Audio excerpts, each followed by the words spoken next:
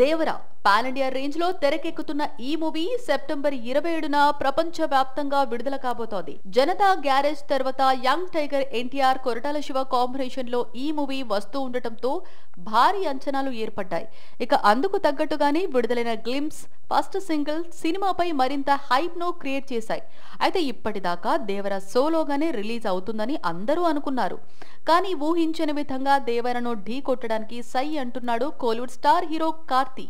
మరి ఆ వివరాలేంటో ఇప్పుడు తెలుసుకుందాం. దేవరా ఫస్ట్ పార్ట్ సెప్టెంబర్ 27న రిలీజ్ అవుతున్న విషయం అందరికీ తెలిసిందే. మొదట అనుకున్న దానికంటే 2 వారాల ముందుగానే మూవీ థియేటర్లలోకి రానుండటంతో ఫ్యాన్స్ సంతోషం వ్యక్తం చేస్తున్నారు. ఇక పాన్ ఇండియా రేంజ్ లో దేవరా విడుదల కానుంది. ఇప్పటికే హిందీ హక్కులు కొన్న డిస్ట్రిబ్యూటర్లు సింగిల్ స్క్రీన్లను బ్లాక్ చేయటం మొదలు పెట్టారు. తెలుగులో కూడా బిజినెస్ స్టార్ట్ అయిపోయింది.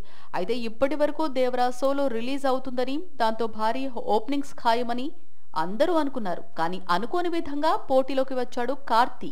యంగ్ టైగర్ ఎన్టీఆర్ తో పోటీ పడేందుకు సై అంటున్నాడు కార్తీ. 96 మూవీ ఫేమ్ ప్రేమ్ కుమార్ దర్శకత్వం వహించిన మెయా జగన్ సినిమాను సెప్టెంబర్ 27న అధికారికంగా విడుదల చేయబోతున్నట్లు మేకర్స్ ప్రకటించారు. తెలుగులోనో దేవరకు సమాంతరంగా విడుదల అవుతుందని ప్రత్యేకించి చెప్పనక్కర్లేదు. అయితే తెలుగులో దేవరకు ఎలాంటి ఇబ్బంది రాదు. కానీ తమిళంలో మాత్రం ఎన్టీఆర్ కు గట్టి పోటీ ఇవ్వనున్నాడు కార్తీ. దాంతో అక్కడ భారీ ఓపెనింగ్స్ పై కన్నేసిన దేవరా టీమ్ కు సమస్యలు తప్పవనే చెప్పాలి. మెయా జగన్ మూవీలో అరవింద్ స్వామి కీలక పాత్రలో నటిస్తున్నాడు. ఈ విలేజ్ డ్రామాలో శ్రీదివ్య హీరోయిన్ గా నటిస్తోంది.